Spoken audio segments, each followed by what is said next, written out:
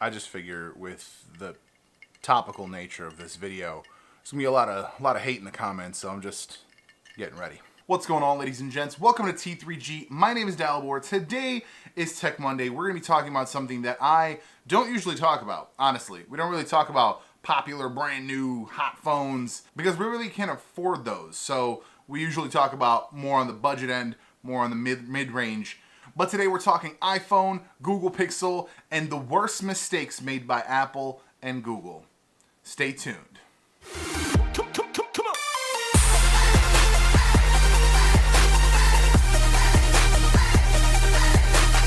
It's 2017, right?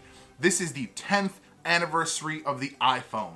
And what does Apple do? They keep Lightning. Every single modern Mac, USB-C. No standard USB ports. So what do they decide to ship with their flagship phone? Lightning to USB standard.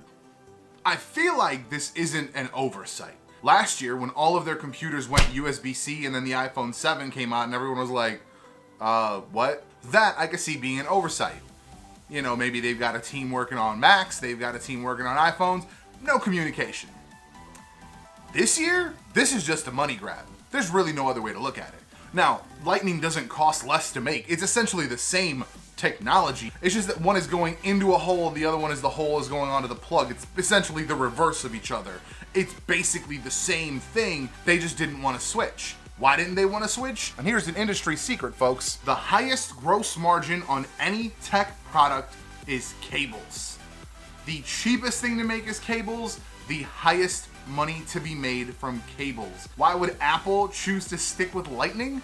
Because now they still have to sell all of their Lightning adapters. The Lightning to USB, the Lightning to USB-C, so you can plug it into your MacBook. Remember, they're about the ecosystem, except their ecosystem doesn't work together. In 2017, a brand new flagship is coming out and it's using a proprietary plug instead of the universal plug that they've already added to all of their computers. Now they clearly already sell Thunderbolt 3 and USB-C plugs and cables, but the difference is USB-C, as I mentioned, is universal. Anyone can make a USB-C cable. USB-C is not particular. It doesn't care if it's an iPhone. You could use the cable that came with my Google Pixel, plug it into an HTC that has USB-C, and plug it into a MacBook, and it wouldn't care because it's just a cable. It's just copper conducting electricity. It doesn't care. Lightning has back-end certification. Why do you think some Lightning cables that are third-party, that are super cheap, don't work? Because they get the physical part of it right, but if they don't get the certification, which is dollars in Apple's pocket, their cable may not work, and it may even fry your phone if it's the wrong kind of cable. So when they put out the iPhone 8, which is really the iPhone 7S, and they had Lightning, I wasn't surprised. It's the same body, they're not gonna change the basic framework. I get it. Now, we've got the big boy, right? The phone of the future, is that what they called it? And it's got Lightning. And in fact, comes with a Lightning to USB-A standard cable. Now I get it, they're assuming that most people don't have a MacBook, but that's not what you're selling. You're selling an ecosystem, right? You're selling people who have Macs are gonna buy iPhones, people who have iPhones are gonna buy Macs. That's what people do, right? They wanna have the same ecosystem, but that's not always true.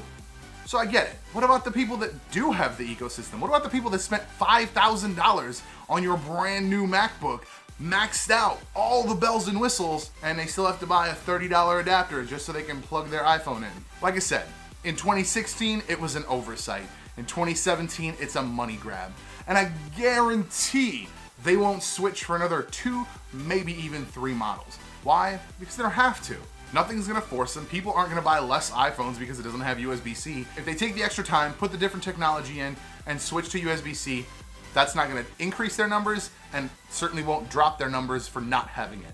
It is not a business-wise decision to switch that, but it inconveniences a lot of people, especially people who are new to Apple and maybe bought a MacBook with an iPhone and they're like, wait, why can't I plug this in out of the box? I'm not just bagging on Apple here. Google did the same thing. It's 2017. And what did Google innovate with the Google Pixel 2? More metal? They made the glass part smaller? I mean, yeah, it's a bigger bezel, like bezel-less screen, but really there's still bezels and they're kind of weird. But that's not even the point. There's no wireless charging.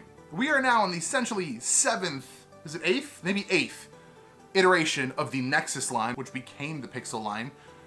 and we don't have wireless charging. It just seems like Google now is playing the catch-up game to Apple because the iPhone 6 and 7 were metal. So now Google's putting out a metal phone, right? It's premium, metal, unibody. It's all those things that Apple was talking about 3 years ago.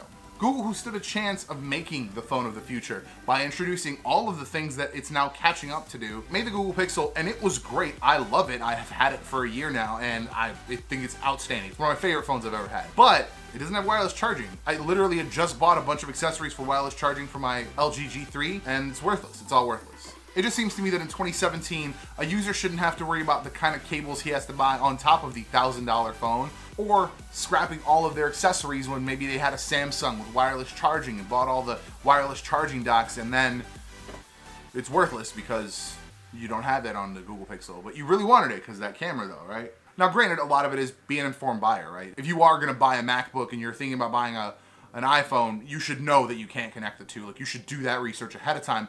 But it's one of those things that you would just assume you shouldn't have to do the research for. In 2017, when even Apple has finally gotten to wireless charging, if you're going to buy a Google Pixel and you're like, wait, it doesn't have wireless charging? Like every other phone does now, why doesn't the Google Pixel?